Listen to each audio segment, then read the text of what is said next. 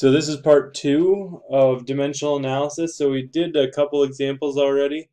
Don't forget to have your pink sheet out, and don't forget about these two little hints. The prefix always gets the 1, the base gets the number. That is for metric. So for this video, what we're going to do is, in this sheet, you'll look, we have metric to metric conversions up here. We're also going to do some English to metric down here. So we'll do one more example of this, then we'll do an example of this, then we'll do one that has a little bit of both in it. So to start with, we are on this example here, so find this in your note outline. Now, a refresher is that this is the base unit, the capital letter, the second letter. Well, I guess it's not always capital, but the capital L in this case is liters. So we can only convert from volumes to volumes, so make sure you're never trying to convert from liters to seconds or liters to like um, kilograms, I guess, unless you are using like density. But in this case, we're just going volume to volume. Now, the little letter in front is called the prefix. In this case, the little k is kilo, little m is milli. Now, to convert, we can't just go from one to the other because we don't know those conversions. So we can't do that. So what we have to do instead, we have to go to the base and then to the next one, and then to the next unit. So we have to go from kilo to liter down to milli. So to start with, it's going to be two steps because kilo to liter, liter to milli. So two vertical lines.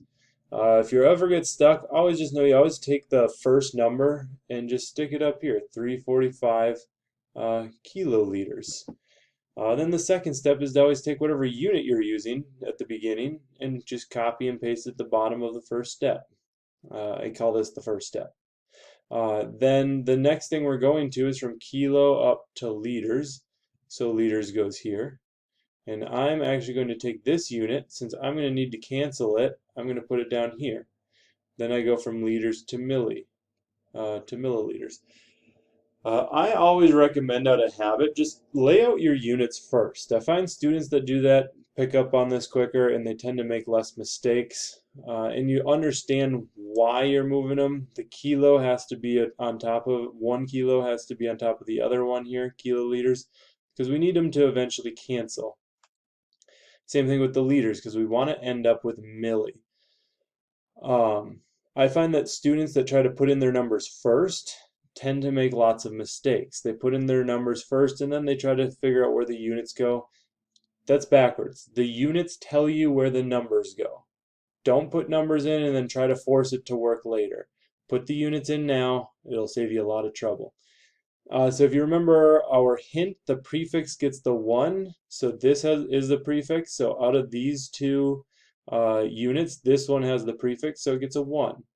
Out of these two, this has the prefix, so this one gets the 1. Now I only need to figure out these two numbers. So what I'm going to do is I'm going to look up kilo. So I go back here. Kilo is right here. It equals 1,000. So I go back, and the base gets the number of whatever the prefix equals. So because kilo equals 1,000, I actually put it up there. Seems a little weird, but it works well. Now the next step is I need to look up milli. So milli is right here. It equals 0.001. So let's go back and put that in, 0.001. Now when I type this in my calculator, everything on top multiplies, everything on bottom divides. So we end up with kilo over kilo, liters over liters, and we're left with milli, which is good. Now I do 345 times 1,000 in my calculator, divided by 0.001 because this one's on bottom. When you do that, you end up with 345, 123 milliliters. And then get in the habit of boxing in your answer.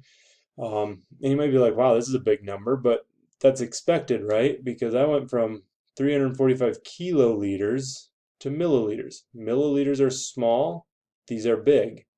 So there's a lot more of these than there are these in this example.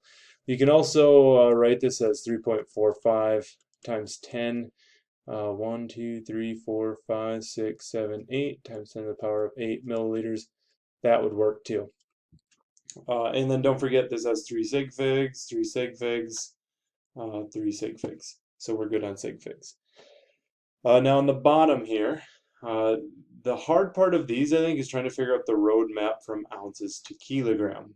So we've got to go to our pink sheet and figure out, we're down here now, how do we go from ounces to kilograms and all this mess? Because ounces is not up here. So if I look, let's see here, I've got ounces to pounds. That's something. That doesn't get me to kilograms. But then I also look, I have kilograms to pounds. So this actually kind of works nice. I can go from ounces to pounds, and then from pounds to kilograms. So that's my roadmap to getting from ounces to kilograms. I don't have a direct shot, so it's going to be a couple steps. So ounce to pounds to kilograms. So let's go back to here. I always like to write out my roadmap, ounces to pounds to kilograms. I like to write out my steps before I set up the ladder. It makes it easier, I think. I plan ahead a little, it saves me a little trouble later. 25.34 ounces. I set up my ladder. I know it's going to be 2 steps, 1, 2. So I have 2 vertical lines. See, now I know I don't have to erase. I know what my process is going to be. I bring ounces down because that's always first step. Now I want to go from ounces to pounds. So I put pounds here, but I don't want to end there, so I'm going to bring pounds down and I'm going to go to kilograms.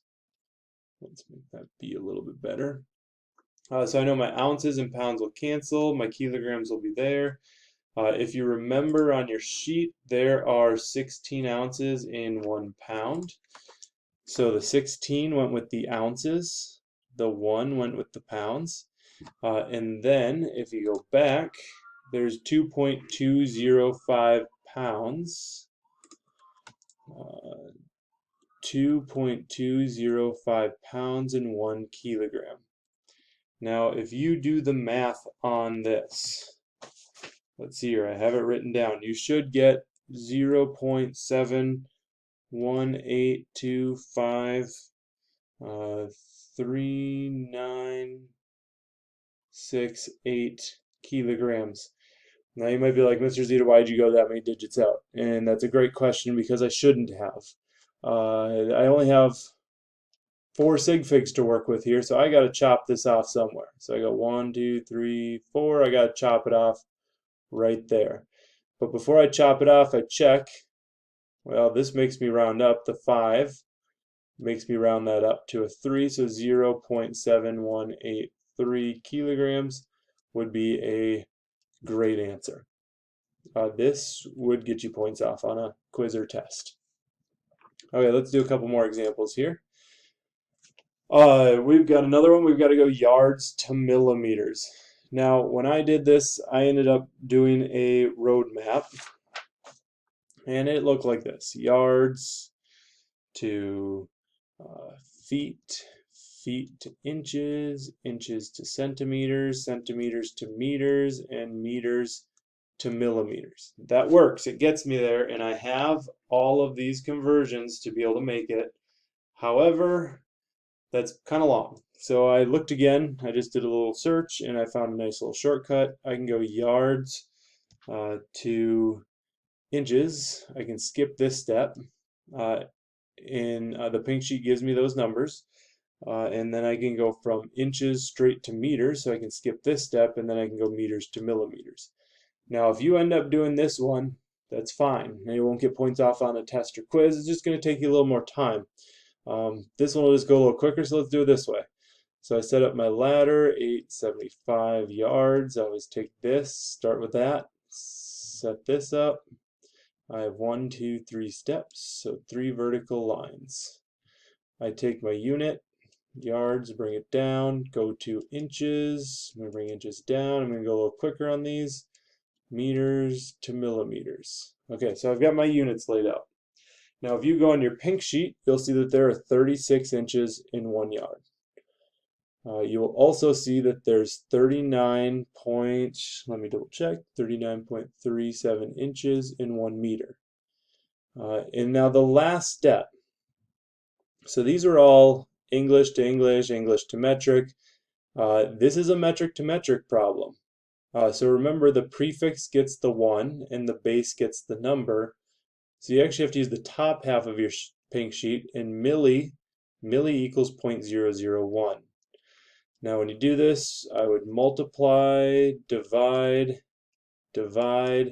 and you get your final answer.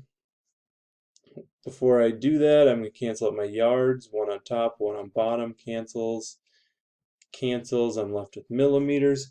Let me type this in. What I would end up typing in is 875 times 36 divided by 39.37 divided by 0.001. And that gets me 800,101.6002 millimeters. However, I'm only working with 3 sig figs here, so I'm gonna take this and I just gotta chop that 101 off and round it to zeros. Millimeters. Actually, oh, sorry, what? Just a second here. Now, we've got a problem here. If I chop these off and make them zeros, the only sig fig is this one, because these are trailing zeros without a decimal. If I put a decimal here, then they're all significant. I have too many. So we're kind of stuck in a really tricky spot here. So there's 2 ways around this. Either one, I just put a little line above that 0. This tells whoever's reading this that the 8 is significant and these 2 zeros up to this 0 are significant. So that would give me three sig figs. The other way I can do this is go 8.00 times 10. 1, 2, oh my goodness, 1, 2, 3, 4, 5 times 10 to the 5 millimeters. That also has 3 sig figs. So whenever you get stuck in a position like this where you're like, I either have too few or too many, I don't have a way out here, put a line over the 0 that is the last significant 0, or just convert it to scientific notation because all of these are automatically significant. So with that one being done, what I'm going to do is I'm going to let you do this one as practice. Bring it to class done. If you get stuck, remind me that we should do this one in class because I will likely forget that I told you to do this in the video. Same thing if you have Mr. Crone, remind him, hey, let's do this one in class, and then make sure you get it right, or we can check it. Either way, we want to make sure you're doing it right. But that is where I will end this video. So have a good day.